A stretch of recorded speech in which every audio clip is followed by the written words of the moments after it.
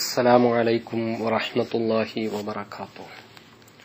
الحمد لله والصلاة والسلام على أشرف رسل الله وعلى آله وصحبه الفائزين برضا الله. أما بعد. ബഹുമാനാദരവുകൾ നിറഞ്ഞ സഹോദരന്മാരെ, സഹോദരിമാരെ, 5 കാര്യങ്ങൾ അല്ലാഹുവല്ലാതെ മറ്റാരും അറിയുകയില്ലെന്നും 5 കാര്യങ്ങളെക്കുറിച്ചുള്ള അറിവ് അല്ലാഹുവിന് മാത്രം അറിയുന്നതാണെന്നും അത് മറ്റ് മഖ്ലൂക്കുകൾക്കാർക്കും അല്ലാഹു അറിയിച്ചു കൊടുത്തിട്ടില്ലെന്നും സൂറത്തുൽ ലുഖ്മാനിലെ അവസാനത്തെ ആയത്തിൽ കൂടി അല്ലാഹു സുബ്ഹാനഹു വ തആല പഠിപ്പിക്കുന്നതാണ് ഇന്ന് നാം ചർച്ച ചെയ്യുന്നത്.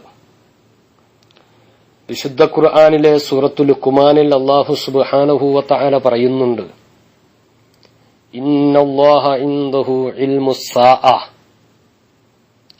ഖിയാമത്ത് എപ്പോഴാണ് സംഭവിക്കുക എന്ന വിവരം അത് അല്ലാഹുവിന് മാത്രം അറിയുന്ന കാര്യമാണ്. അത് അല്ലാഹു സുബ്ഹാനഹു വ തആല മറ്റ് ഒരു സൃഷ്ടിക്കും അറിയിച്ചു കൊടുത്തിട്ടില്ല.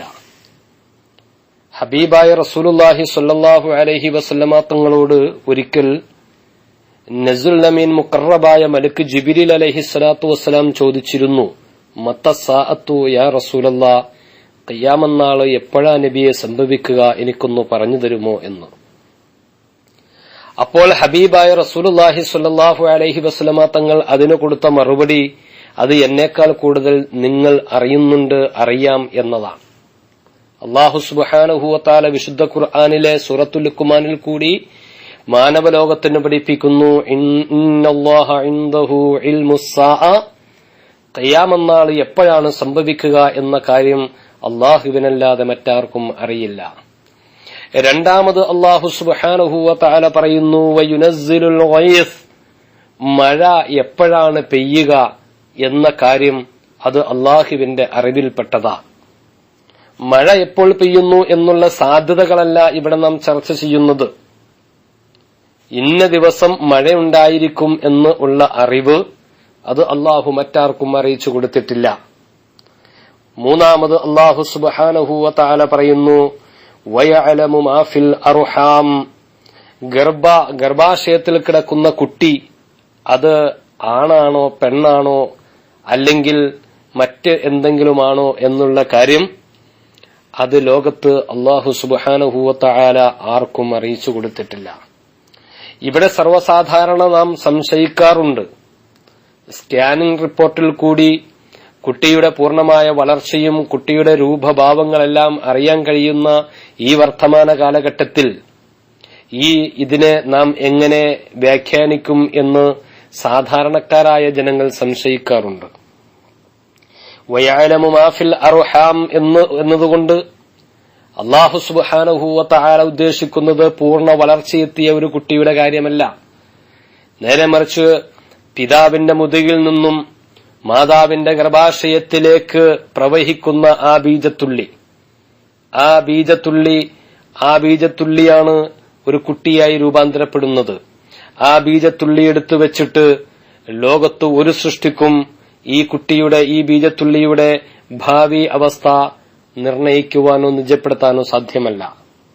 അതേപോലെ അല്ലാഹു സുബ്ഹാനഹു വ തആല പറയുന്നു, വമാ തദ്രി നഫ്സും മാദാ തക്സിബു ഗദാ, നീ നാളെ എന്താണ് പ്രവർത്തിക്കുക, നീ നാളെ എന്തൊക്കെ കാര്യങ്ങൾ ചെയ്യും എന്നുള്ള കാര്യം അത് അല്ലാഹു സുബ്ഹാനഹു വ തആല മറ്റ് ഒരു സൃഷ്ടിക്കും അറിയിച്ചു കൊടുത്തിട്ടില്ല. വീണ്ടും അല്ലാഹു സുബ്ഹാനഹു വ തആല പറയുന്നു, വമാ തദ്രി നഫ്സും ബിഅയ്യി അർളിൻ തമൂത്, ഒരു ശരീരവും എവിടെ കിടന്നാണ് മരിക്കുക, എപ്പോഴാണ് മരിക്കുക, എവിടെയാണ് മരിക്കുക, ഏത് സ്ഥലത്ത് വെച്ചാ മരിക്കുക എന്ന കാര്യം അല്ലാഹു സുബ്ഹാനഹു വ തആല മറ്റു ഒരാൾക്കും അറിയിച്ചു കൊടുത്തിട്ടില്ല എന്ന് വിശുദ്ധ ഖുർആനിൽ അല്ലാഹു സുബ്ഹാനഹു വ തആല പ്രതിപാദിക്കുന്നുണ്ട്. ചുരുക്കി പറഞ്ഞാൽ ഈ 5 കാര്യങ്ങളുടെ രഹസ്യം, ഈ 5 വസ്തുക്കളുടെ രഹസ്യം അല്ലാഹു മറ്റ് ഒരു ജീവജാലങ്ങൾക്കും ഒരു സൃഷ്ടിജാലങ്ങൾക്കും അല്ലാഹു അറിയിച്ചു കൊടുത്തിട്ടില്ല. ഇന്നല്ലാഹ ഇൻദഹു ഇൽമുസ്സാഅ എന്ന് അല്ലാഹു സുബ്ഹാനഹു വ തആല വിശുദ്ധ ഖുർആനിൽ കൂടി വിശദീകരിച്ച് നമുക്ക് തരുന്നുണ്ട്. അള്ളാഹു ഖിയാമത്ത് നാളിനെ സംബന്ധിച്ച്, അതേപോലെ മഴ വർഷിക്കുന്നതിനെ സംബന്ധിച്ച്, ഗർഭാശയത്തിലേക്ക് പുറപ്പെട്ട ബീജത്തുള്ളിയെ സംബന്ധിച്ച്, അതേപോലെ തന്നെ നാളത്തെ പ്രവർത്തന മേഖലകളെ സംബന്ധിച്ച്, എവിടെ കിടന്നു മരിക്കുമെന്ന വിഷയത്തെ സംബന്ധിച്ച്, ഈ വിഷയങ്ങളൊന്നും അള്ളാഹു സുബ്ഹാനഹു വ തആല മറ്റ് ഒരു സൃഷ്ടിക്കും അറിയിച്ചു കൊടുക്കാത്ത രഹസ്യങ്ങളാണ്. അള്ളാഹു കാര്യങ്ങൾ മനസ്സിലാക്കാൻ നമുക്ക് തൗഫീഖ് നൽകി അനുഗ്രഹിക്കുമാറാകട്ടെ എന്ന് ദുആ ചെയ്യുന്നതോടൊപ്പം ദുആ വസിയ്യത്തോടു കൂടി തന്നെ ഇൻഷാ അല്ലാഹ് നമുക്ക് മറ്റൊരു വിഷയവുമായി നാളെ കണ്ടുമുട്ടാം. അസ്സലാമു അലൈക്കും വറഹ്മത്തുള്ളാഹി വബറകാതുഹു.